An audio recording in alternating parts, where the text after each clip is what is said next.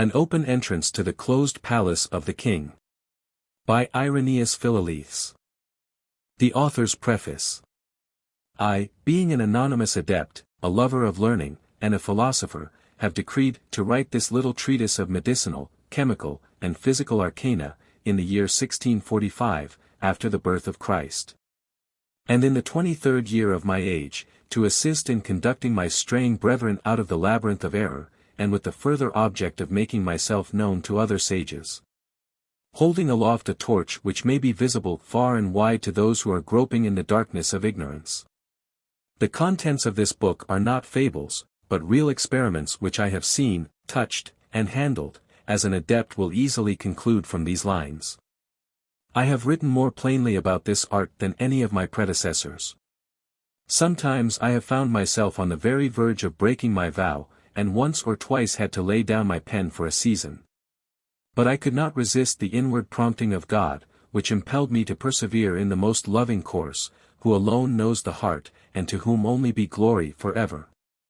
Hence, I undoubtedly gather that in this last age of the world, many will become blessed by this arcanum, through what I have thus faithfully written, for I have not willingly left anything doubtful to the young beginner. I know many who with me do enjoy this secret, and am persuaded that many more will also rejoice in its possession.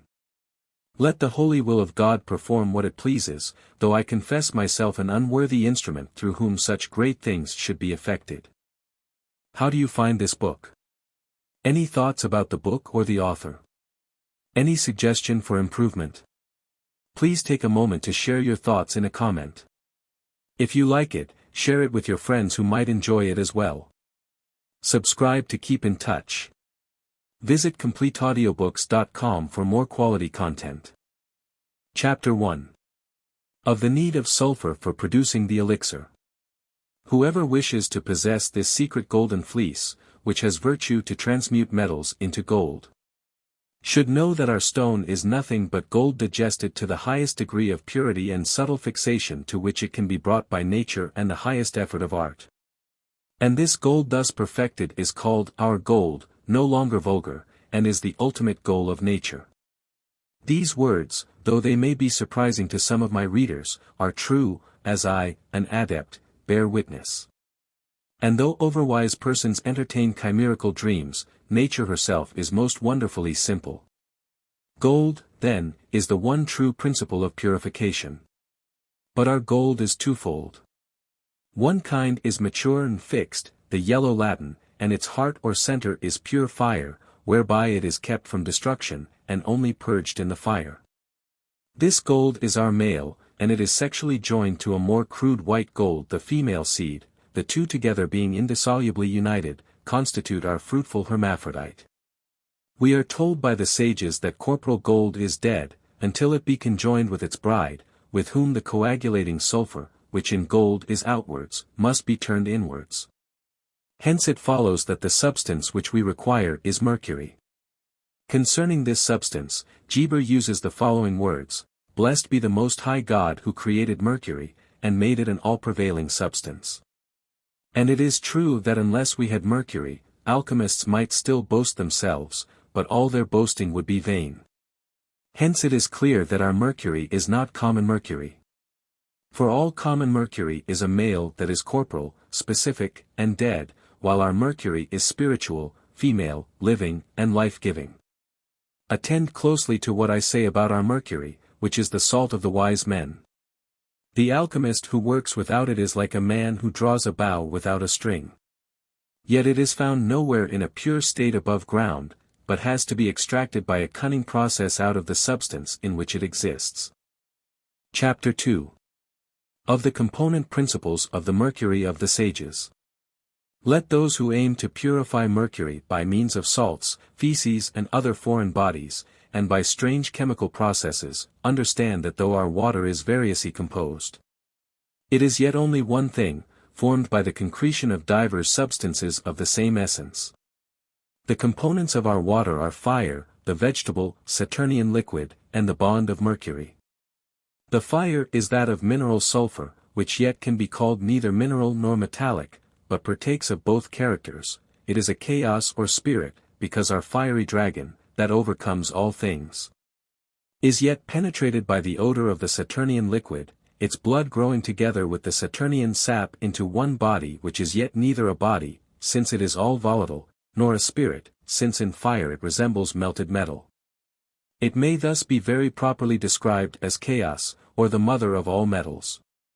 From this chaos I can extract everything, even the sun and moon, without the transmutatory elixir. It is called our arsenic, our air, our moon, our magnet, and our Chalybs, these names representing the different stages of its development, even unto the manifestation of the kingly diadem, which is cast out of the menstruum of our harlot. Learn then, who are the friends of Cadmus, who is the serpent that devoured them, what the hollow oak to which Cadmus spitted the serpent. Learn who are the doves of Diana, that overcome the green lion by gentleness, even the Babylonian dragon, which kills everything with its venom. Learn, also, what are the winged shoes of Mercury, and who are those nymphs whom he charms by means of his incantations. Chapter 3. Concerning the Chalybs of the Sages. Our Chalybs is the true key of our art, without which the torch could in no wise be kindled, and as the true Magi have delivered many things concerning it. So among vulgar alchemists there is great contention as to its nature. It is the ore of gold, the purest of all spirits.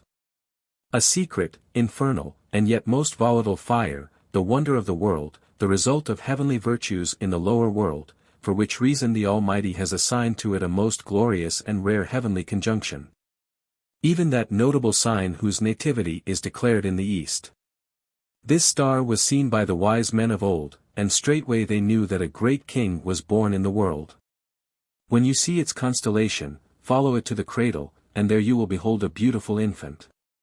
Remove the impurities, look upon the face of the king's son, open your treasury, give to him gold, and after his death he will bestow on you his flesh and blood, the highest medicine in the three monarchies of the earth. Chapter 4. Of the magnet of the sages. As steel is attracted towards the magnet and the magnet turns towards the steel, so also our magnet attracts our Chalybs. Thus, as Chalybs is the ore of gold, so our magnet is the true ore of our Chalybs. The hidden center of our magnet abounds in salt, which salt is the menstruum in the sphere of the moon, and can calcine gold. This center turns towards the pole with an archetic appetite, in which the virtue of the Chalybs is exalted into degrees. In the pole is the heart of Mercury, the true fire, in which is the rest of its master, sailing through this great sea that it may arrive at both the Indies, and direct its course by the aspect of the North Star, which our magnet will manifest. Chapter 5. Of the chaos of the sages. Let the student incline his ear to the united verdict of the sages, who describe this work as analogous to the creation of the world. In the beginning God created heaven and earth. And the earth was without form and void, and the Spirit of God moved upon the face of the waters. And God said, Let there be light, and there was light. These words are sufficient for the student of our art. The heaven must be united to the earth on the couch of friendship, so shall he reign in glory forever. The earth is the heavy body, the womb of the minerals, which it cherishes in itself, although it brings to light trees and animals. The heaven is the place where the great lights revolve, and through the air transmit their influences to the lower world. But in the beginning all was one confused chaos. Our chaos is, as it were, a mineral earth, by virtue of its coagulation, and yet also volatile air, in the center of which is the heaven of the sages, the astral center which with its light irradiates the earth to its surface. What man is wise enough to evolve out of this world a new king, who shall redeem his brothers from their natural weaknesses, by dying, being lifted on high, and giving his flesh and blood for the life of the world? I thank thee, O God, that thou hast concealed these things from the wise and prudent, and hast revealed them unto babes. Chapter 6. Of the air of the sages. Our air, like the air of the firmament, divides the waters. And as the waters under the firmament are visible to us mortals, while we are unable to see the waters above the firmament, so in our work we see the extracentral mineral waters, but are unable to see those which, though hidden within, nevertheless have a real existence. They exist but do not appear until it please the artist, as the author of the new light has testified. Our air keeps the extracentral waters from mingling with those at the center. If through the removal of this impediment, they were enabled to mingle, their union would be indissoluble. Therefore the external vapors and burning sulphur do stiffly adhere to our chaos, and unable to resist its tyranny, the pure flies away from the fire in the form of a dry powder. This then should be your great object. The arid earth must be irrigated, and its pores softened with water of its own kind, then this thief with all the workers of iniquity will be cast out, the water will be purged of its leprous stain by the addition of true sulphur. And you will have the spring whose waters are sacred to the maiden Queen Diana. This thief is armed with all the malignity of arsenic, and is feared and eschewed by the winged youth. Though the central water be his spouse, yet the youth cannot come to her, until Diana with the wings of her doves purges the poisonous air, and opens a passage to the bridal chamber. Then the youth enters easily through the pores, presently shaking the waters above, and stirring up a rude and ruddy cloud. Do thou, O Diana, bring in the water over him, even unto the brightness of the moon. So the darkness on the face of the abyss will be dispersed by the Spirit moving in the waters. Thus, at the bidding of God, light will appear on the seventh day, and then this Sophic creating of Mercury shall be completed, from which time, until the revolution of the year, you may wait for the birth of the marvelous child of the sun, who will come to deliver his brethren from every stain. Chapter 7. Of the first operation, preparation of Mercury by means of the flying eagles. Know, my brother, that the exact preparation of the eagles of the sages, is the highest effort of our art. In this first section of our work, nothing is to be done without hard and persevering toil, though it is quite true that afterwards the substance develops under the influence of gentle heat without any imposition of hands. The sages tell us that their eagles must be taken to devour the lion, and that they gain the victory all the sooner if they are very numerous, also that the number of the work varies between 7 and 9. The Mercury of the sages is the bird of Hermes, now called a goose, now a pheasant. But the eagles are always mentioned in the plural, and number from 3 to low. Yet this is not to be understood as if there should be so many weights or parts of the water to one of the earth, but the water must be taken so oftentimes actuated or sharpened as there are eagles numbered. This actuation is made by sublimation. There is, then, one sublimation of the Mercury of the sages, when one eagle is mentioned, and the seventh sublimation will so strengthen your Mercury, that the bath of your king will be ready. Let me tell you now how this part of the work is performed. Take 4 parts of our fiery dragon, in whose belly is hidden the magic Chalybs, and 9 parts of our magnet. Mingle them by means of a fierce fire, in the form of a mineral water, the foam of which must be taken away. Remove the shell, and take the kernel. Purge what remains once more by means of fire and the sun, which may be done easily if Saturn shall have seen himself in the mirror of Mars. Then you will obtain our chameleon, or chaos, in which all the virtues of our art are potentially present. This is the infant hermaphrodite, who, through the bite of a mad dog, has been rendered so fearful of water, that though of a kindred nature, it always eschews and avoids it. But in the grove of Diana are 2 doves that soothe its rabid madness if applied by the art of the nymph Mercury.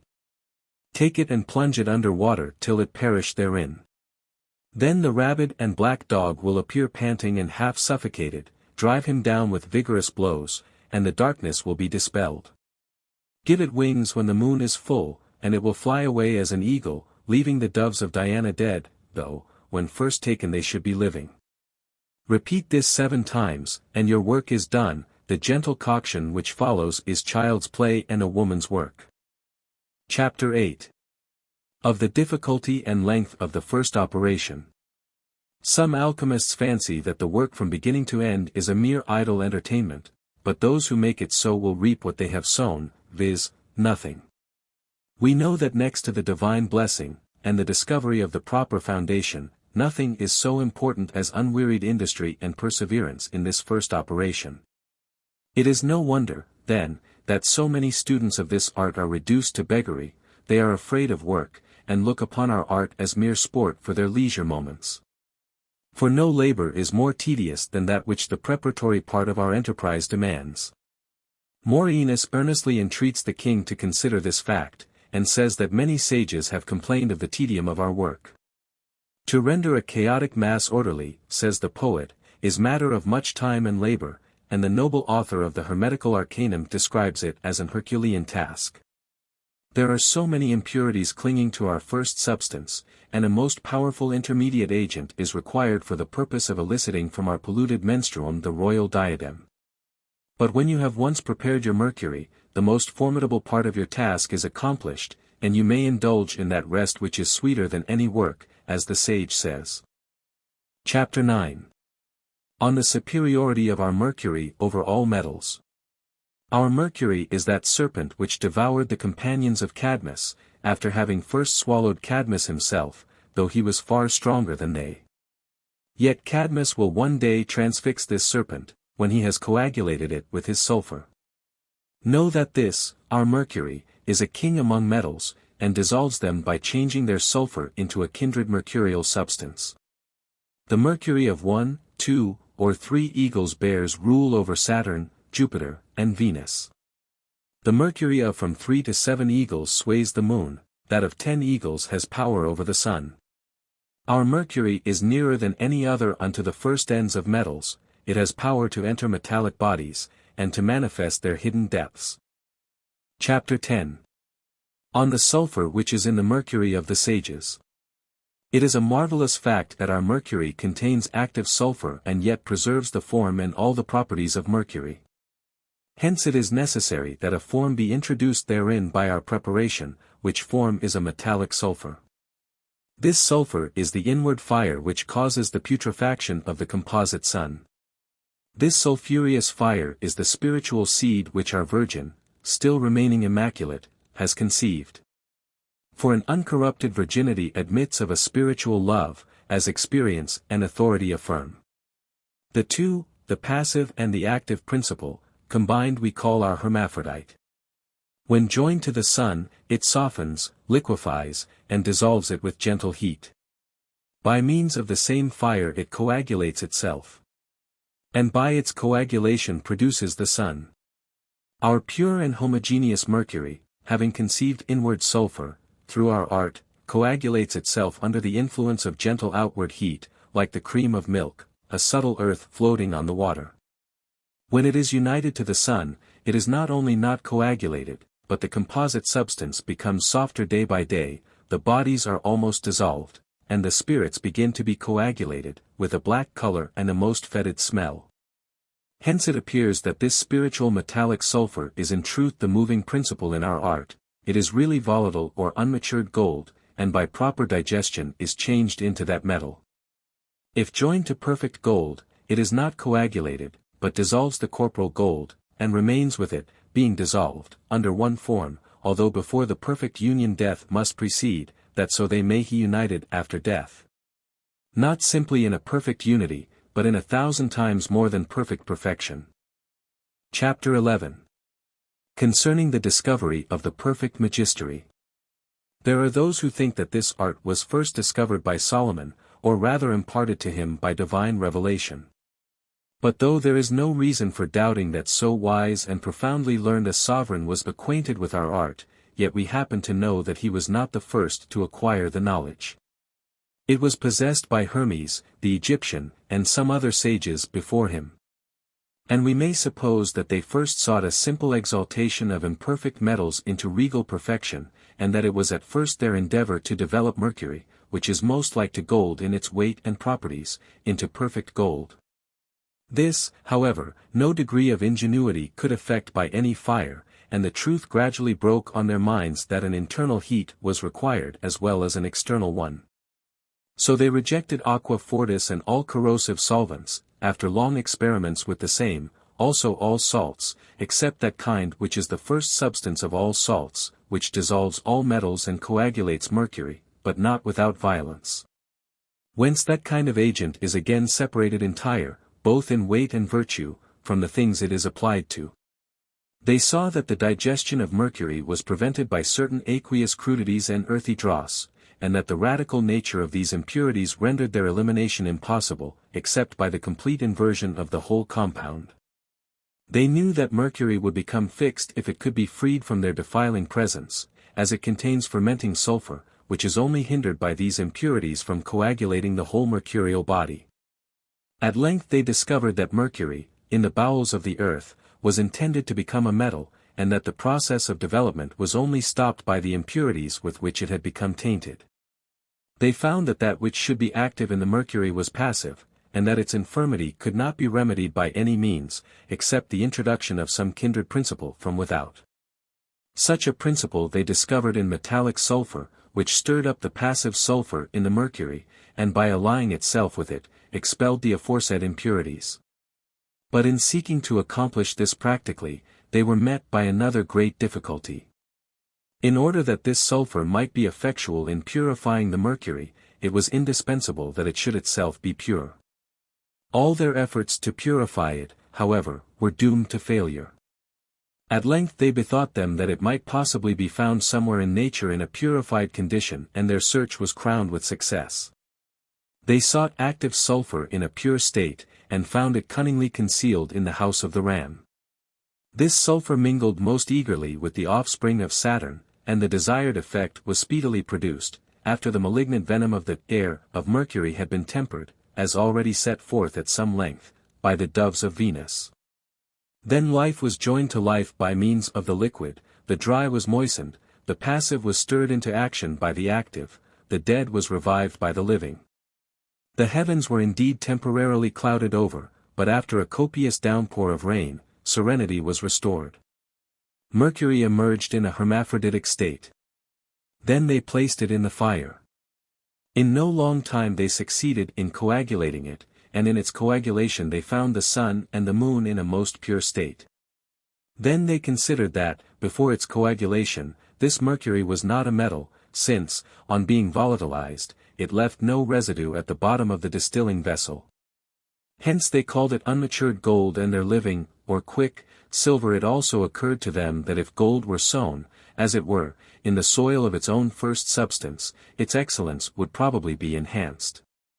And when they placed gold therein, the fixed was volatilized, the hard softened, the coagulated dissolved, to the amazement of nature herself.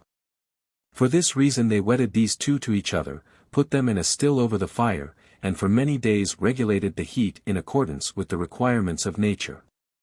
Thus the dead was revived, the body decayed, and a glorified spirit rose from the grave. The soul was exalted into the quintessence, the universal medicine for animals, vegetables, and minerals. Chapter 12. The generic method of making the perfect Magistery. The greatest secret of our operation is no other than a cohobation of the nature of one thing above the other. Until the most digested virtue be extracted out of the digested body of the crude one. But there are here two requisite: firstly, an exact measurement and preparation of the ingredients required; secondly, an exact fulfillment of all external conditions; thirdly, a proper regulation of the fire; fourthly, a good knowledge of the natural properties of the substances; and fifthly, patience, in order that the work may not be marred by over-great haste. Of all these points we will now speak in their proper order. Chapter 13. Of the use of mature sulphur. Indiana, the work of the elixir.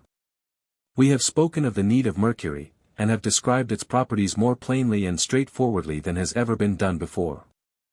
God knows that we do not grudge the knowledge of this art to our brother men, and we are not afraid that it can ever become the property of any unworthy person. So long as the secret is possessed by a comparatively small number of philosophers, their lot is anything but a bright and happy one. Surrounded as we are on every side by the cruel greed and the prying suspicion of the multitude, we are doomed, like Cain, to wander over the earth homeless and friendless. Not for us are the soothing influences of domestic happiness. Not for us the delightful confidences of friendship. Men who covet our golden secret pursue us from place to place, and fear closes our lips, when love tempts us to open ourselves freely to a brother. Thus we feel prompted at times to burst forth into the desolate exclamation of Cain, "Whoever finds me will slay me." Yet we are not the murderers of our brethren, we are anxious only to do good to our fellow men. But even our kindness and charitable compassion are rewarded with black ingratitude that cries to heaven for vengeance. It was only a short time ago that, after visiting the plague-stricken haunts of a certain city, and restoring the sick to perfect health by means of my miraculous medicine, I found myself surrounded by a yelling mob, who demanded that I should give to them my elixir of the sages. And it was only by changing my dress and my name, by shaving off my beard and putting on a wig, that I was enabled to save my life, and escape from the hands of those wicked men. And even when our lives are not threatened, it is not pleasant to find ourselves, wherever we go, the central objects of human greed. I know of several persons who were found strangled in their beds, simply because they were suspected of possessing this secret, though, in reality, they knew no more about it than their murderers. It was enough for some desperate ruffians, that a mere whisper of suspicion had been breathed against their victims. Men are so eager to have this medicine that your very caution will arouse their suspicions, and endanger your safety. Again, if you desire to sell any large quantity of your gold and silver, you will be unable to do so without imminent risk of discovery. The very fact that anyone has a great mass of bullion for sale would in most places excite suspicion. This feeling will be strengthened when people test the quality of our gold, for it is much finer and purer than any of the gold which is brought from Barbary, or from the Guinea coast. And our silver is better even than that which is conveyed home by the Spanish silver fleet. If, in order to baffle discovery, you mix these precious metals with alloy, you render yourself liable, in England and Holland at least, to capital punishment. For in those countries no one is permitted to tamper with the precious metals except the officers of the mint, and the licensed goldsmiths. I remember once going, in the disguise of a foreign merchant to a goldsmith's shop, and offering him £600 worth of our pure silver for sale. He subjected it to the usual tests, and then said, "This silver is artificially prepared." When I asked him why he thought so, his answer was, "I am not a novice in my profession, and know very well the exact quality of the silver which is brought from the different mines." When I heard these words I took myself away with great secrecy and dispatch, leaving the silver in the hands of the goldsmith. On this account, and by reason of the many and great difficulties which beset us, the possessors of this stone, on every side, we do elect to remain hidden, and will communicate the art to those who are worthily covetous of our secrets. And then mark what public good will befall. Without sulphur, our mercury would never be properly coagulated for our supernatural work. It is the male substance, while mercury may be called the female. And all sages say that no tincture can be made without its Latin, which Latin is gold, without any double speaking. Wise men, notwithstanding, can find this substance even on the dunghill, but the ignorant are unable to discern it even in gold. The tincture of gold is concealed in the gold of the sages, which is the most highly matured of bodies, but as a raw material it exists only in our mercury. And it, gold, receives from mercury the multiplication of its seed, but in virtue rather than in weight. The sages say that common gold is dead, while theirs is living. And common gold is dead in the same sense in which a grain of wheat is dead, while it is surrounded by dry air, and comes to life, swells, softens, and germinates only when it is put into moist earth. In this sense gold, too, is dead, so long as it is surrounded by the corporeal husk, always allowing, of course, for the great difference between a vegetable grain and metallic gold. Our grain is quickened in water only. And as wheat, while it remains in the barn is called grain, and is not destined to be quickened, because it is to be used for bread making, but changes its name, when it is sown in the field, and is then called seed corn. So our gold, while it is in the form of rings, plate, and coins, is called common gold, because in that state it is likely to remain unchanged to the end of the world. But potentially it is even then the gold of the sages, because if sown in its own proper element, it would in a few days become the chaos of the sages. Hence the sages bid you revive the dead, i.e., the gold which already appeared doomed to a living death, and mortify the living, i.e., the mercury which, imparting life to the gold, is itself deprived of the vital principle. Their gold is taken in a dead, their water in a living, state, and by their composition and brief coction, the dead gold revives and the living mercury dies, i.e. the spirit is coagulated, the body is dissolved, and thus both putrefy together, until all the members of the compound are torn into atoms. The mystery of our art, which we conceal with so great care, is the preparation of the mercury, which above ground is not to be found made ready to our hand. But when it is prepared, it is our water, in which gold is dissolved, whereby the latent life of the gold is set free, and receives the life of the dissolving mercury, which is to gold what good earth is to the grain of wheat. When the gold has putrefied in the mercury, there arises out of the decomposition of death a new body, of the same essence, but of a glorified substance. Here you have the whole of our philosophy in a nutshell. There is no secret about it, except the preparation of mercury, its mingling with the gold in the right proportions, and the regulation of the fire in accordance with its requirements. Gold by itself does not fear the fire. Hence the great point is, to temper the heat to the capacity of the mercury. If the mercury is not properly prepared, the gold remains common gold, being joined with an improper agent. It continues unchanged, and no degree of heat will help it to put off its corporeal nature. Without our mercury the seed, i.e., gold, cannot be sown.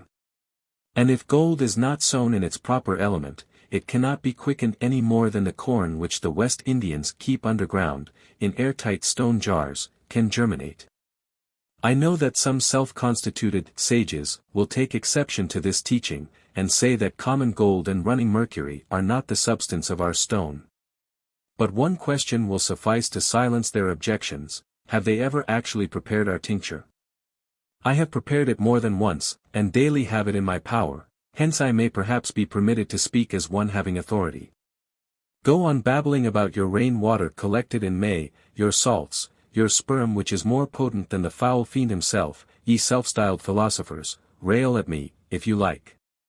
All you say is conclusively refuted by this one fact: you cannot make the stone. When I say that gold and mercury are the only substances of our stone, I know what I am writing about, and the searcher of all hearts knows also that I say true. The time has arrived when we may speak more freely about this art. For Elias the artist is at hand, and glorious things are already spoken of the city of God. I possess wealth sufficient to buy the whole world, but as yet I may not use it on account of the craft and cruelty of wicked men. It is not from jealousy that I conceal as much as I do. God knows that I am weary of this lonely, wandering life, shut out from the bonds of friendship, and almost from the face of God. I do not worship the golden calf, before which our Israelites bow low to the ground. Let it be ground to powder like the brazen serpent. I hope that in a few years gold, not as given by God, but as abused by man, will be so common that those who are now so mad after it, shall contemptuously spurn aside this bulwark of Antichrist. Then will the day of our deliverance be at hand, when the streets of the New Jerusalem are paved with gold, and its gates are made of great diamonds. The day is at hand when, by means of this my book, gold will have become as common as dirt. When we sages shall find rest for the soles of our feet, and render fervent thanks to God. My heart conceives unspeakable things, and is enlarged for the good of the Israel of God. These words I utter forth with a herald's clarion tones.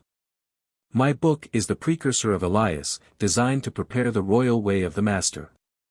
And would to God that by its means all men might become adepts in our art, for then gold, the great idol of mankind, would lose its value, and we should prize it only for its scientific teaching. Virtue would be loved for its own sake. I am familiar with many possessors of this art who regard silence as the great point of honor. But I have been enabled by God to take a different view of the matter. And I firmly believe that I can best serve the Israel of God, and put my talent out at usury, by making this secret knowledge the common property of the whole world. Hence I have not conferred with flesh and blood, nor attempted to obtain the consent of my brother sages. If the matter succeeds according to my desire and prayer, they will all rejoice that I have published this book. Chapter 14. Of the Circumstantial and Accidental Requisites of our Art. We have weeded out all vulgar errors concerning our art, and have shown that gold and mercury are the only substances required. We have shown that this gold is to be understood, not metaphorically, but in a truly philosophical sense. We have also declared our mercury to be true quicksilver, without any ambiguity of acceptation. The latter, we have told you, must be made by art, and be a key to the former. We have made everything as clear as noonday, and our teaching is based, not on hearsay, or on the writings of others, but on our own personal and oft-repeated experience. The things we faithfully declare are what we have both seen and known. We have made and do possess the stone, the great elixir. Moreover, we do not grudge you this knowledge, but wish you to attain it out of this book. We have spoken out more plainly than any of our predecessors, and our receipt, apart from the fact that we have not called things by their proper names, is perfectly trustworthy. It remains for us to give you some practical tests by which the goodness or unsuitableness of your mercury may be known, and some directions for amending its defects. When you have living mercury and gold, there remains to be accomplished, first, the purging of the mercury and the gold, then their espousal, and finally the regulation of the fire. Chapter 15. Of the incidental purging of mercury and gold. Perfect gold is found in the bowels of the earth in little pieces, or in sand. If you can meet with this unmixed gold, it is pure enough. If not, purge it with antimony or royal cement, or boil it with aqua fortis, the gold being first granulated. Then smelt it, remove the impure sediment, and it is ready. But mercury needs inward and essential purging, which radical cleansing is brought about by the addition of true sulphur, little by little, according to the number of the eagles. Then it also needs an incidental purgation for the purpose of removing from its surface the impurities which have, by the essential purgation, been ejected from the center. This process is not absolutely necessary, but it is useful, as it accelerates the work. Therefore, take your mercury, which you have purified with a suitable number of eagles, sublime it 3 times with common salt and iron filings, and wash it with vinegar and a moderate quantity of salts of ammonia. Then dry and distill in a glass retort, over a gradually increasing fire, until the whole of the mercury has ascended. Repeat this 4 times, then boil the mercury in spirits of vinegar for an hour, stirring it constantly. Then pour off the vinegar, and wash off its acidity by a plentiful effusion of spring water. Dry the mercury, and its splendor will be wonderful. You may wash it with wine, or vinegar and salt, and so spare the sublimation.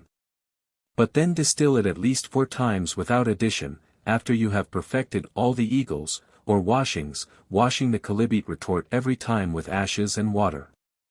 Then boil it in distilled vinegar for half a day, stirring it strongly at times. Pour off the blackish vinegar, add new, then wash with warm water. This process is designed to purge away the internal impurities from the surface. These impurities you may perceive if, on mixing mercury with purest gold, you place the amalgam on a white sheet of paper. The sooty blackness which is then seen on the paper is purged away by this process. Chapter 16. Of the amalgam of mercury and gold, and of their respective proportions. When you have done all this, take 1 part of pure and laminated gold, or fine gold filings, and 2 parts of mercury, put them in a heated, marble, jar, i.e. heaved with boiling water, being taken out of which it dries quickly, and holds the heat a long time. Grind with an ivory, or glass, or stone, or iron, or boxwood pestle. The iron pestle is not so good. I use a pestle of crystal. Pound them, I say, as small as the painters grind their colors, then add water so as to make the mass as consistent as half-melted butter. The mixture should be fixable and soft, and permit itself to be molded into little globules. Like moderately soft butter, it should be of such a consistency as to yield to the gentlest touch. Moreover, it should be of the same temperature throughout, and 1 part should not be more liquid than another. The mixture will be more or less soft, according to the proportion of mercury which it contains. But it must be capable of forming into those little globules, and the mercury should not be more lively at the bottom than at the top. If the amalgam be left undisturbed, it will at once harden. You must therefore judge of the merits of the mixture, while you are stirring it. If it fulfills the above conditions, it is good. Then take spirit of vinegar, and dissolve in it a third part of salt of ammonia, put the amalgam into this liquid, let the whole boil for a quarter of an hour in a long-necked glass vessel. Then take the mixture out of the glass vessel, pour off the liquid, heat the mortar, and pound the amalgam, as above, vigorously, and wash away all blackness with hot water. Put it again into the liquid, let it boil up once more in the glass vessel, pound it as before, and wash it. Repeat this process until the blackness is entirely purged out. The amalgam will then be as brilliant and white as the purest silver. Once more regulate the temperature of the amalgam according to the rules given above, your labor will be richly rewarded. If the amalgam be not quite soft enough, add a little mercury. Then boil it in pure water, and free it from all saltness and acidity. Pour off the water, and dry the amalgam. Make quite sure that it is thoroughly dried, by waving it to and fro on the point of a knife over a sheet of white paper. Chapter 17. Concerning the size, form, material, and mode of securing the vessel. Let your glass distilling vessel be round or oval, large enough to hold neither more nor much less than an ounce of distilled water in the body thereof. Let the height of the vessel's neck be about 1 palm, handbreadth, or span, and let the glass be clear and thick, the thicker the better, so long as it is clear and clean, and permits you to distinguish what is going on within, but the thickness should be uniform. The substance which will go into this vessel consists of half an ounce of gold, and 1 ounce of mercury, and if you have to add 1/3 ounce of mercury, the whole compound will still be less than 2 ounces. The glass should be strong in order to prevent the vapors which arise from our embryo bursting the vessel. Let the mouth of the vessel be very carefully and effectually secured by means of a thick layer of sealing wax. The utensils and the materials required are not then very expensive, and if you use my thick distilling vessel you will avoid loss by breakage. The other instruments that are requisite are not dear. I know that many will take exception to this statement. They will say that the pursuit of our art is a matter of all but ruinous expense. But my answer consists in a simple question: what is the object of our art? Is it not to make the philosopher's stone, to find the liquid in which gold melts like ice in tepid water? And do those good people who are so eager in their search after Mercury of the sun, and Mercury of the moon, and who pay so high a price for their materials, ever succeed in this object? They cannot answer this question in the affirmative. 1 florin will buy enough of the substance of our water to quicken 2 pounds of mercury, and make it the true mercury of the sages. But, of course, glass vessels, coals, earthen vessels, a furnace, iron vessels, and other instruments, cannot be bought for nothing. Without a perfect body, our ore, viz. gold, there can be no tincture, and our stone is at first vile, immature, and volatile, but when complete it is perfect, precious, and fixed. These 2 aspects of our stone are the body, gold, and the spirit, or quicksilver. Chapter 18. Of the furnace or Athanor of the sages. I have spoken about mercury, sulphur, the vessel, their treatment, etc., etc., and, of course, all these things are to be understood with a grain of salt. You must understand that in the preceding chapters one have spoken metaphorically. If you take my words in a literal sense, you will reap no harvest except your outlay. For instance, when I name the principal substances mercury and gold, I do not mean common gold in the state in which it is sold at the goldsmiths, but it must be prepared by means of our art. You may find our gold in common gold and silver. But it is easier to make the stone than to get its first substance out of common gold. Our gold is the chaos whose soul has not been taken away by fire. The soul of common gold has retired before the fiery tyranny of Vulcan into the inmost citadel. If you seek our gold in a substance intermediate between perfection and imperfection, you will find it, but otherwise, you must unbar the gates of common gold by the first preparatory process, ch. 15. By which the charm of its body is broken, and the husband enabled to do his work. If you choose the former course, you shall use only gentle heat, in the latter case, you will require a fierce fire. But here you will be hopelessly lost in a labyrinth, if you do not know your way out of it. But whether you choose our gold, or common gold, you will in either case need an even and continual fire. If you take our gold, you will finish the work a few months sooner, and the elixir will be 10 times more precious than that prepared from common gold. If you work with our gold, you will be assisted in its calcination, putrefaction, and dealbation by its gentle inward, natural, heat. But in the case of common gold, this heat has to be applied externally by foreign substances, so as to render it fit for union with the virgin's milk.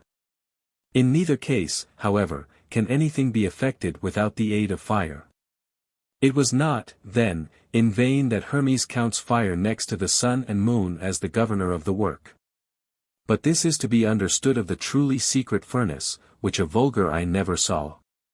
There is also another furnace, which is called our common furnace, made of potter's earth, or of iron and brass plates, well compacted with clay. This furnace we call Athanor, and the shape which I like best is that of a tower with a nest at the top. The tower should be about 3 feet high, and 9 fingers wide within the plates. A little above the ground, let there be a little opening of about 3 or 4 fingers wide, for removing the cinders. Over that, there should be a fireplace built with stones. Above this, we place the furnace itself, which should be such as to exclude all draughts and currents of air. The coals are put in from above, and the aperture should then be carefully closed. But it is not necessary that your furnace should exactly correspond to the description which I have given so long as it fulfills the following conditions. Firstly, it must be free from draughts.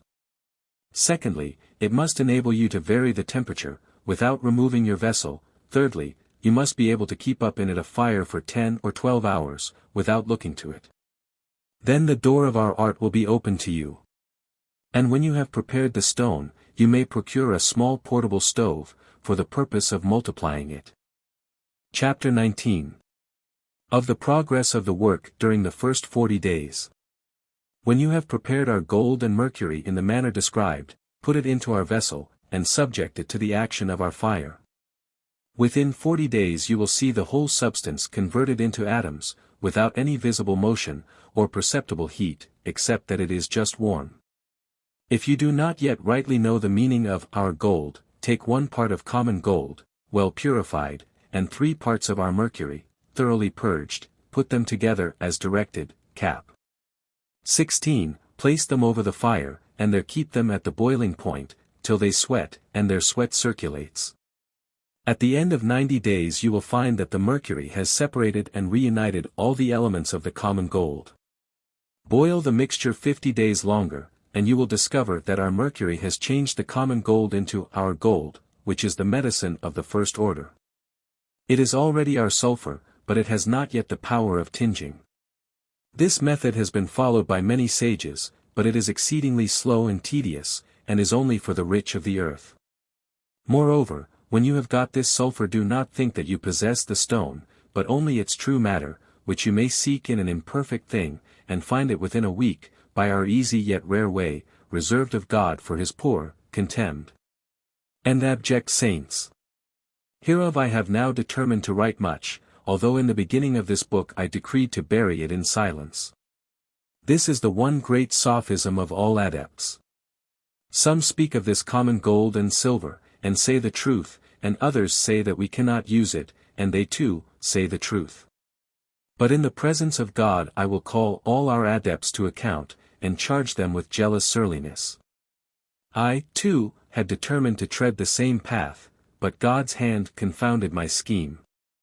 I say then, that both ways are true, and come to the same thing in the end, but there is a vast difference at the beginning.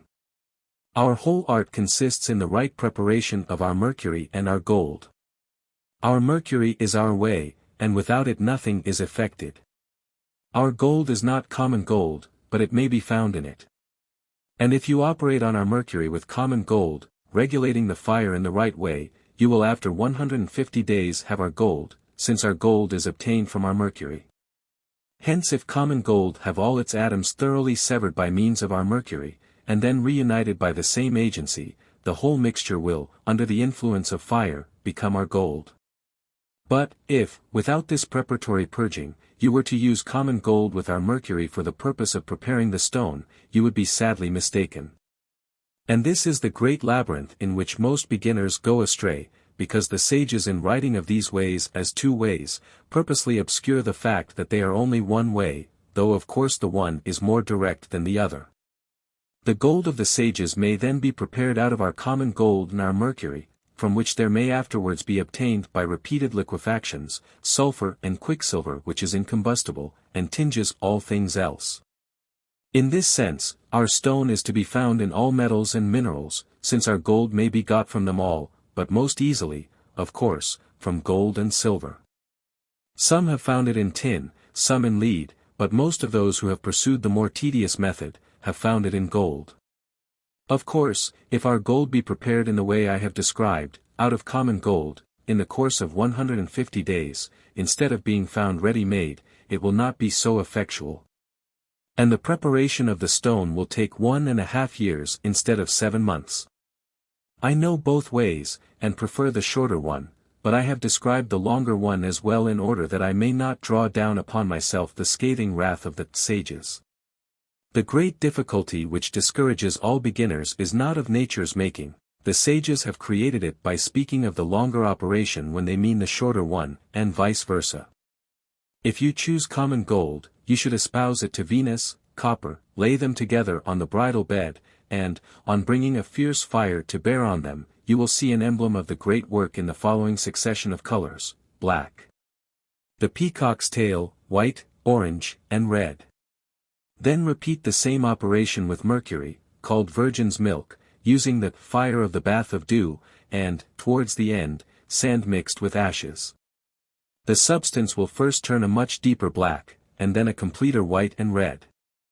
Hence, if you know our art, extract our gold from our mercury, this is the shorter way, and thus perform the whole operation with one substance, viz., mercury. If you can do this, you will have attained to the perfection of philosophy. In this method, there is no superfluous trouble. The whole work, from beginning to end, is based upon one broad foundation, whereas if you take common gold, you must operate on two substances. And both will have to be purified by an elaborate process. If you diligently consider what I have said, you have in your hand a means of unraveling all the apparent contradictions of the sages.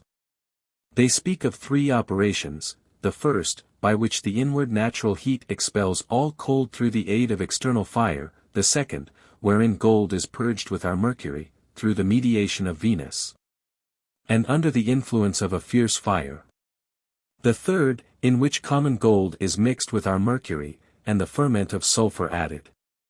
But if you will receive my advice, you will not be put out by any willful obscurity on the part of the sages. Our sulphur you should indeed strive to discover, and if God enlightens you, you will find it in our mercury. Before the living God I swear that my teaching is true. If you operate on mercury in pure common gold, you may find our gold in 7 to 9 months, and our silver in 5 months. But when you have these, you have not yet prepared our stone. That glorious sight will not gladden your eyes until you have been at work for 1.5 years. By that time you may obtain the elixir by subjecting the substance to very gentle continuous heat. Chapter 20. Of the appearance of blackness in the work of the sun and moon. If you operate on gold and silver, for the purpose of finding our sulphur, let your substance first become like a thin paste, or boiling water, or liquid pitch. For the operation of our gold and mercury is prefigured by that which happens in the preparation of common gold with our mercury. Take your substance and place it in the furnace, regulate the fire properly for the space of 20 days, in which time you will observe various colors, and about the end of the 4th week, if the fire be continuous, you will see a most amiable greenness, which will last for about 10 days. Then rejoice, for in a short time it will be as a black coal, and your whole compound shall be reduced to atoms. The operation is a resolution of the fixed into the not fixed, that both afterwards, being conjoined, may make one matter, partly spiritual and partly corporal. Once more, I assure you, the regulation of the fire is the only thing that I have hidden from you. Given the proper regimen, take the stone, govern it as you know how, and then these wonderful phenomena will follow, the fire will at once dissolve the mercury in the sulphur like wax. The sulphur will be burnt, and change its colors from day to day, the mercury will prove incombustible, and only be gradually tinged, and purified, without being infected, with the colors of the sulphur. Let the heaven stoop to the earth, till the latter has conceived heavenly seed. When you see the substances mingle in your distilling vessel, and assume the appearance of clotted and burnt blood, be sure that the female has received the seed of the male. About 17 days afterwards your substance will begin to wear a yellow, thick, misty, or foamy appearance. At this time, you must take care not to let the embryo escape from your vessel. For it will give out a greenish, yellow, black, and bluish vapor and strive to burst the vessel. If you allow these vapors, which are continuous when the embryo is formed, to escape, your work will be hopelessly marred. Nor should you allow any of the odor to make its way through any little hole or outlet, for the evaporation would considerably weaken the strength of the stone. Hence the true sage seals up the mouth of his vessel most carefully. Let me advise you, moreover, not to neglect your fire, or move or open the vessel, or slacken the process of decoction, until you find that the quantity of the liquid begins to diminish. If this happens after 30 days, rejoice, and know that you are on the right road. Then be doubly careful, and you will, at the end of another fortnight, find that the earth has become quite dry and of a deep black. This is the death of the compound, the winds have ceased, and there is a great calm. This is that great simultaneous eclipse of the sun and moon, when the sea also has disappeared. Our chaos is then ready, from which, at the bidding of God, all the wonders of the world may successively emerge. Chapter 21. Of the caution required to avoid burning the flowers. The burning of the flowers is fatal, yet soon committed, it is chiefly to be guarded against after the lapse of the 3rd week. In the beginning there is so much moisture that if the fire be too fierce it will dry up the liquid too quickly, and you will prematurely obtain a dry red powder, from which the principle of life has flown. If the fire be not strong enough the substance will not be properly matured. Too powerful a fire prevents the true union of the substances. True union only takes place in water. Bodies collide, but do not unite. Only liquids, and spirits, can truly mingle their substance. Hence our homogeneous metallic water must be allowed to do its work properly, and should not be dried up, until this perfect mutual absorption has taken place in a natural manner. Premature drying only destroys the germ of life, strikes the active principle on the head as with a hammer, and renders it passive. A red powder is indeed produced, but long before the time, for redness should be preceded by blackness. It is true that, in the beginning of our work, when heaven is wedded to earth, and earth conceives the fire of nature, a red color does appear. But the substance is then sufficiently moist. And the redness soon gives way to a green color, which in its turn gradually yields to blackness. Do not be in a hurry, let your fire be just powerful enough, but not too powerful. Steer a straight course between Scylla and Charybdis, you will behold in your vessel a variety of colors and grotesque transformations, until the substance settles down into a powder of intense blackness. This should happen within the first 50 days. If it does not, either your mercury, or the regulation of your fire, or the composition of your substance is at fault if, indeed, you have not moved or shaken your glass vessel. Chapter 22. Of the Regimen of Saturn. All the sages who have written on our art, have spoken of the work and regimen of Saturn, and their remarks have led many to choose common lead as the substance of the stone. But you should know that our Saturn, or lead, is a much nobler substance than gold. It is the living earth in which the soul of gold is joined to Mercury, that they may bring forth Adam and his wife Eve. Wherefore, since the highest has so lowered itself as to become the lowest, we may expect that its blood may be the means of redeeming all its brethren. The tomb in which our king is buried, is that which we call Saturn, and it is the key of the work of transmutation. Happy is he who can salute this planet, and call it by its right name. It is a boon which is obtained by the blessing of God alone. It is not of him that willeth, or of him that runneth, but God bestoweth it on whom he will. Chapter 23. Of the different regimens of this work. Let me assure you that in our whole work there is nothing hidden but the regimen, of which it was truly said by the sage that whoever knows it perfectly will be honored by princes and potentates. I tell you plainly that if this one point were clearly set forth, our art would become mere women's work and child's play, there would be nothing in it but a simple process of cooking. Hence it has always been most carefully concealed by the sages. But I have determined to write in a more sympathetic and kindly spirit. Know then that our regimen throughout consists in coction and digestion, but that it implies a good many other processes, which those jealous sages have made to appear different by describing them under different names. But we intend to speak more openly in regard to this subject. Chapter 24. Of the first regimen, which is that of Mercury. This first regimen has been studiously kept secret by all the sages. They have spoken of the second regimen, or that of Saturn, as if it were the first, and have thus left the student without guidance in those operations which precede the appearance of that intense blackness.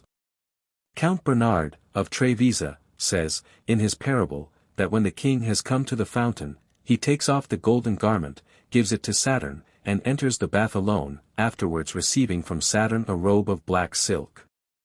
But he does not tell us how long it takes to put off that golden robe, and thus, like all his brethren, leaves the poor beginner to grope in the dark during 40 or 50 days. From the point where the stage of blackness is reached to the end of the work their directions are more full and intelligible. It is in regard to these first 40 days that the student requires additional light. This period represents the regimen of Mercury, of the sages, which is alone active during the whole time, the other substance being temporarily dead. You should not suffer yourself to be deluded into the belief that when your matters are joined, namely, our Sun and Mercury, the setting of the Sun can be brought about in a few days. We ourselves waited a tedious time before a reconciliation was made between the fire and the water. As a matter of fact, the sages have called the substance, throughout this first period, rebes, or two-thing, to shew that the union is not effected till the operation is complete. You should know, then, that though our Mercury consumes the Sun, yet a year after you shall separate them, unless they are connected together by a suitable degree of fire. It is not able to do anything at all without fire.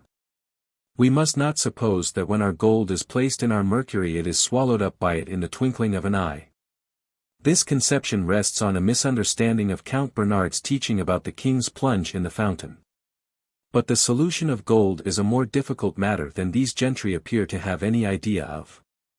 It requires the highest skill so to regulate the fire in the first stage of the work as to solve the bodies without injuring the tincture. Attend to my teaching therefore. Take the body which I have shewed you, put it into the water of our sea, and bring to bear on the compound the proper degree of heat, till dews and mists begin to ascend, and the moisture is diminished night and day without intermission. Know that at first the two do not affect each other at all, and that only in course of time the body absorbs some of the water, and thus causes each to partake of the other's nature. Only part of the water is sublimed. The rest gradually penetrates the pores of the body, which are thereby more and more softened, till the soul of the gold is enabled gently to pass out. Through the mediation of the soul the body is reconciled and united to the spirit, and their union is signalized by the appearance of the black color. The whole operation lasts about 40 to 50 days, and is called the regimen of Mercury, because the body is passive throughout, and the spirit, or Mercury, brings about all the changes of color, which begin to appear about the 20th day, and gradually intensify till all be at last completed in black of the deepest dye, which the both day will manifest. Chapter 25. The regimen of the second part, which is that of Saturn. The regimen of Mercury, the operation whereof despoils the king of his golden garments, is followed by the regimen of Saturn. When the lion dies the crow is born. The substance has now become of a uniform color, namely, as black as pitch, and neither vapors, or winds, or any other signs of life are seen. The whole is dry as dust, with the exception of some pitch-like substance, which now and then bubbles up, all presents an image of eternal death. Nevertheless, it is a sight which gladdens the heart of the sage. For the black color which is seen is bright and brilliant, and if you behold something like a thin paste bubbling up here and there, you may rejoice. For it is the work of the quickening Spirit, which will soon restore the dead bodies to life. The regulation of the fire is a matter of great importance at this juncture. If you make it too fierce, and thus cause sublimation at this stage, everything will be irrecoverably spoilt. Be content, therefore, to remain, as it were, in prison for 40 days and nights, even as was the good Trevisan, and employ only gentle heat. Let your delicate substance remain at the bottom, which is the womb of conception, in the sure hope that after the time appointed by the Creator for this operation, the Spirit will arise in a glorified state. And glorify its body that it will ascend and be gently circulated from the center to the heavens, then descend to the center from the heavens, and take to itself the power of things above and things below. Chapter 26. Of the Regimen of Jupiter. Black Saturn is succeeded by Jupiter, who exhibits divers colors. For after the putrefaction and conception, which has taken place at the bottom of the vessel, there is once more a change of colors and a circulating sublimation. This reign or regimen lasts only 3 weeks. During this period you see all conceivable colors concerning which no definite account can be given. The showers that fall will become more numerous as the close of this reign approaches, and its termination is signalized by the appearance of a snowy white streaky deposit on the sides of the vessel. Rejoice, then, for you have successfully accomplished the regimen of Jupiter. What you must be particularly careful about in this operation, is to prevent the young ones of the crow from going back to the nest when they have once left it. Secondly, to let your earth get neither too dry by an immoderate sublimation of the moisture, nor yet to swamp and smother it with the moisture. These ends will be attained by the proper regulation of the outward heat. Chapter 27. Of the Regimen of the Moon. When the reign of Jupiter comes to an end, towards the close of the 4th month, you will see the sign of the waxing moon, crescent. And know that the whole reign of Jupiter was devoted to the purification of the laden. The mundifying spirit is very pure and brilliant, but the body that has to be cleansed is intensely black. While it passes from blackness to whiteness, a great variety of colors are observed, nor is it at once perfectly white. At first it is simply white, afterwards it is of a dazzling, snowy splendor. Under this reign the whole mass presents the appearance of liquid quicksilver. This is called the sealing of the mother in the belly of the infant whom she bears. And its intermediate colors are more white than black, just as in the reign of Jupiter they were more black than white. The reign of the moon lasts just 3 weeks, but before its close, the substance exhibits a great variety of forms. It will become liquid, and again coagulate 100 times a day. Sometimes it will present the appearance of fishes' eyes, and then again of tiny silver trees, with twigs and leaves. Whenever you look at it you will have cause for astonishment, particularly when you see it all divided into beautiful but very minute grains of silver, like the rays of the sun. This is the white tincture, glorious to behold, but nothing in respect of what it may become. Chapter 28. Of the Regimen of Venus. The substance, if left in the same vessel, will once more become volatile and, though already perfect in its way, will undergo another change. But if you take it out of the vessel, and after allowing it to cool, put it into another, you will not be able to make anything of it. In this reign you should also give careful attention to your fire. For the perfect stone is fusible, and if the fire be too powerful the substance will become glazed, and unsusceptible of any further change. This vitrification of the substance may happen at any time from the middle of the reign of the moon to the 10th day of the reign of Venus, and should be carefully guarded against. The heat should be gentle so as to melt the compound very slowly and gradually. It will then raise bubbles, and receive a spirit that will rise upward, carrying the stone with it, and imparting to it new colors, especially a copper-green color, which endures for some time, and does not quite disappear till the 20th day. The next change is to blue and livid, and at the close of this reign the color is a pale purple. Do not irritate the spirit too much, it is more corporeal than before, and if you sublime it to the top of the vessel, it will hardly return. The same caution should be observed in the reign of the moon, when the substance begins to thicken. The law is one of mildness, and not of violence, lest everything should rise to the top of the vessel, and be consumed or vitrified to the ruin of the whole work. When you see the green color, know that the substance now contains the germ of its highest life. Do not turn the greenness into blackness by immoderate heat. This rain is maintained for 40 days. Chapter 29. Of the Regimen of Mars. When the regimen of Venus is over, and therein has appeared the philosophical tree, with all its branches and leaves, the reign of Mars begins with a light yellow, or dirty brown color. But at last exhibits the transitory hues of the rainbow, and the peacock's tail. At this stage the compound is drier, and often shews like a hyacinth with a tinge of gold. The mother being now sealed in her infant's belly, swells and is purified, but because of the present great purity of the compound, no putridness can have place in this regimen, but some obscure colors are chief actors. While some middle colors come and go, and they are pleasant to look on. Our virgin earth is now undergoing the last degree of its cultivation, and is getting ready to receive and mature the fruit of the sun. Hence you should weep up a moderate temperature. Then there will be seen, about the 30th day of this reign, an orange color, which, within 2 weeks from its first appearance, will tinge the whole substance with its own hue. Chapter 30. Of the Regimen of the Sun. As you are now approaching the end of the work, the substance receives a golden tinge, and the virgin's milk which you give your substance to drink has assumed a deep orange color. Pray to God to keep you from haste and impatience at this stage of the work. Consider that you have now waited for 7 months, and that it would be foolish to let 1 hour rob you of the fruits of all your labor. Therefore be more and more careful the nearer you approach perfection. Then you will first observe an orange-colored sweat breaking out on the body, next there will be vapor of an orange hue. Soon the body below becomes tinged with violet and a darkish purple. At the end of 14 or 15 days, the substance will be, for the most part, humid and ponderous, and yet the wind still bears it in its womb. Towards the 26th day of the reign it will begin to get dry, and to become liquid and solid in turn, about 100 times a day, then it becomes granulated. Then again it is welded together into one mass, and so it goes on changing for about a fortnight at length. However, an unexpectedly glorious light will burst from your substance, and the end will arrive 3 days afterwards. The substance will be granulated, like atoms of gold, or motes in the sun, and turn a deep red, a red the intensity of which makes it seem black like very pure blood in a clotted state.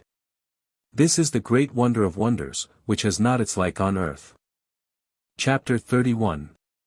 Of the Fermentation of the Stone. I forgot to warn you in the last chapter to be on your guard against the danger of vitrification. Too fierce a fire would render your substance insoluble and prevent its granulation. You now possess the incombustible red sulphur which can no longer be affected in any way by fire. In order to obtain the elixir from this sulphur by reiterate solution and coagulation, take 3 parts of purest gold, and 1 part of this fiery sulphur. Melt the gold in a clean crucible, and then cast your sulphur into it, protecting it well from the smoke of the coals, make them liquid together, when you will obtain a beautiful mass of a deep red, though hardly transparent. This you should permit to cool, and pound into a small powder.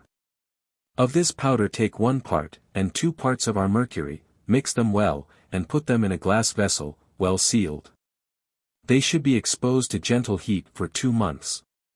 This is the true fermentation, which may be repeated if needful. Chapter 32. The Imbibition of the Stone. Many authors take fermentation in this work for the invisible external agent, which they call ferment. By its virtue the fugitive and subtle spirits, without laying on of hands, are of their own accord thickened, and our before mentioned fermentation they call cibation with bread and milk. But I follow my own judgment there is another operation, called imbibition of the stone, by which its quantity rather than its quality is increased. It is this: add to 3 parts of your perfect sulphur either white or red, 1 part of water, and after 6 or 7 days coction the water will become thick like the sulphur. Add again as much water as you did before. And when this is dried up, with a convenient fire, add 3 distinct times so much water as shall be equal to 1/3 of the original quantity of sulphur. Then add, for the 7th imbibition, 5 parts of water, the parts being equal to the original parts of the sulphur. Seal up the vessel. Subject it to gentle coction, and let the compound pass through all the different rains of the original substance, which will be accomplished in a month. Then you have the true stone of the third order, one part of which will perfectly tinge 1,000 parts of any other metal. Chapter 33. The multiplication of the stone. Take the perfect stone. Add 1 part of it to 3 or 4 parts of purified mercury of our first work, subject it to gentle coction for 7 days, the vessel being carefully sealed up, and let it pass through all the rains, which it will do very quickly and smoothly. The tinging power of the substance will thus be exalted 1,000-fold, and if you go through the whole process a second time, which you can do with ease in 3 days, the medicine will be much more precious still.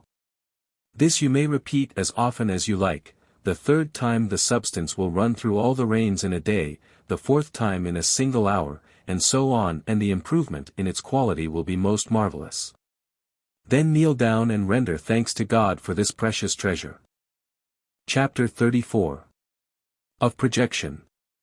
Take 4 parts of your perfect stone, either red or white, of both for the medicine, melt them in a clean crucible. Take 1 part of this pulverizable mixture to 10 parts of purified mercury. Heat the mercury till it begins to crackle, then throw in your mixture, which will pierce it in the twinkling of an eye. Increase your fire till it be melted, and you will have a medicine of an inferior order. Take 1 part of this, and add it to a large quantity of well-purged and melted metal, which will thereby be transmuted into the purest silver or gold, according as you have taken white or red sulphur. Note that it is better to use a gradual projection, for otherwise there may be a notable loss of the medicine. The better the metals are purged and refined, the quicker and more complete will the transmutation be. Chapter 35. Of the manifold uses of this art. He that has once found this art, can have nothing else in all the world to wish for, than that he may be allowed to serve his God in peace and safety. He will not care for pomp or dazzling outward show. But if he lived 1,000 years, and daily entertained 1,000,000 people, he could never come to want, since he has at hand the means of indefinitely multiplying the stone both in weight and virtue. And thus of changing all imperfect metals in the world into gold. In the second place, he has it in his power to make stones and diamonds far more precious than any that are naturally procured. In the third place, he has an universal medicine, with which he can cure every conceivable disease, and, indeed, as to the quantity of his medicine, he might heal all sick people in the world. Now to the King eternal, immortal, and sole almighty, be everlasting praise for these his unspeakable gifts and invaluable treasures. I exhort all that possess this treasure, to use it to the praise of God, and the good of their neighbors, in order that they may not at the last day be eternally doomed for their ingratitude to their Creator. To God alone be the glory,